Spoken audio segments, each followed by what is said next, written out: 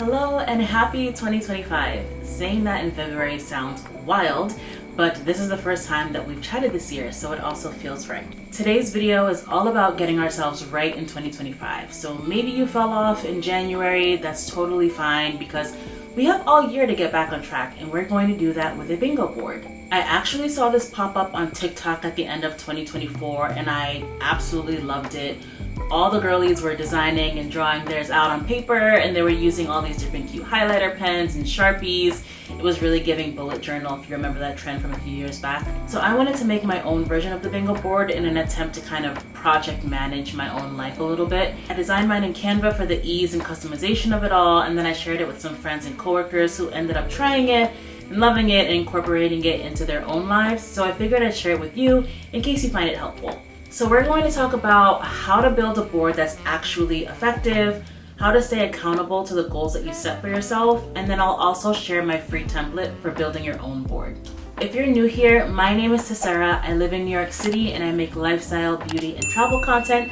So if that's what you're into, please stick around. So this is my own personal bingo board. I have here 24 items or tasks that I'm hoping to achieve by the end of 2025. I've broken them down into focus areas to help it be a little bit easier for me to navigate. I have them broken down into fitness, hobbies, social, self-care, and lifestyle. Honestly, I do think that it's hard to sit there and think of 24 or 25 different things that you want to work on for yourself. But if you break it down into categories, it's pretty easy to come up with maybe 4 or 5 different things per category. I even cheated a little bit and gave myself a free play space in the center. Before I even started putting them into Canva, I opened up my notes doc and jotted down all the things that I could think of that I thought were reasonable for me to actually work on in 2025. I think the key word here is reasonable. Last year, I set a goal that I was going to record a YouTube video every single month, and I didn't, and I felt crappy about it because it's something that I had committed myself to doing, and I just wasn't able to see it through. So this year, I really considered things like my time constraints and planning and said, you know what? I'm going to commit to uploading at least 8 YouTube videos this year at minimum. And the nice thing is you'll feel really great if you're able to surpass the goals that you set for yourselves. So now that that one is out in the universe, you can help me keep accountable for it. I also purposefully did not include any work goals and things like that because there's only so much that I can control in that world, and that's the entire point of this board. I am the owner of each of my goals. The point is, you know yourself better than anyone else. You know what time constraints you have, you know what resources you have access to, and you know what a reasonable goal looks like for you. So take the time you need to be really thoughtful and intentional in setting your personal goals. The next thing I want to call out in building your bingo board is wherever possible, try and quantify and specify your goals. When you're writing them out, you might be jotting down, I want to read more, which is great. But if you're reflecting on them in December this year and all you've jotted down is to read more, how will you know if you've read enough, or read enough of what? Was it magazines? Was it news articles, books, journals? I don't know. Will you? Be specific in your goals because the version of you several months from now may have no idea what the version of you today was referencing. I decided to commit to reading 10 books by the end of the year. Do I want to read more? Absolutely, and maybe I will, but I think 10 is reasonable for me to start with. So at this point, you've got the blueprint for building an effective bingo goals board. You've got your goals, you've got your categories, you've made them specific and attainable. You're feeling really great and inspired and excited. So how are we going to keep up with them and stay accountable to completing them? I would say there's 3 key things that have kept me accountable to this board. I can see it every day, I can interact with it, and I have prizes to look forward to because I very much enjoy a little treat. And I'll go into each of these. I will caveat this by saying I am extra, but after I designed mine in Canva, I saved the file and had it printed at FedEx on like 16 by 20 inch dry erase paper. You do not have to do that. But the reason I did was I wanted it to be very large and very visible so that I could not ignore it. My working desk is generally very neutrals and black and white, and so I purposefully made it colorful to stand out so that my eyes would kind of naturally gravitate in that direction. I also made sure to place it in an area that I'm always at, like my desk. Even if you don't get yours printed out super large, make sure that you're able to keep it in a place where you can actually see it because out of sight, out of mind. And I also mentioned that I can interact with it and that I had it printed on dry erase paper. For me, being actively engaged with it was really important for me to continuously use it.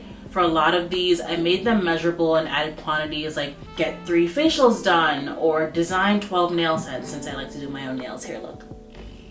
But since this is going to span a period of 12 months, being able to use dry erase markers on it means that I can mark it up a bit and see my progress against my own goals without taking away from the beauty of the board itself. If anyone is wondering, yes, I am a Capricorn. In addition to the dry erase markers, I also had some really fun stickers made.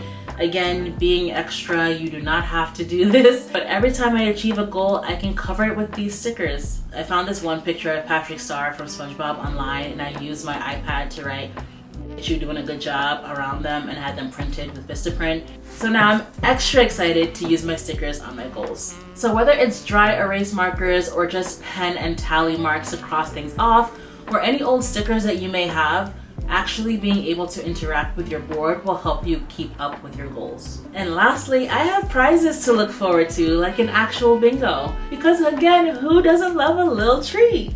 At the same time that I was coming up with my goals, I also came up with like 10 or so prizes for myself from when I hit a bingo, either horizontally or vertically, and I labeled them from 1 to 10. And they vary from things like splurge on a fancy candle or nice pajama set, to get really good seats at a Broadway show, to book a weekend staycation. They've really got range. The point being that I didn't assign a particular prize to a specific row or column because I didn't want to be biased to working towards one goal over another if I know what that prize is going to end up being. Instead, by labeling them 1 through 10, I can pop the numbers in any online randomizer, and that will determine what the prize will be for achieving those 5 goals. I'm really excited about the reward aspect of this because not only did you achieve 5 things that you set out to do, you're reinforcing that taking care of yourself is worth celebrating, because I feel like all too often we only like to do nice things for ourselves on birthdays or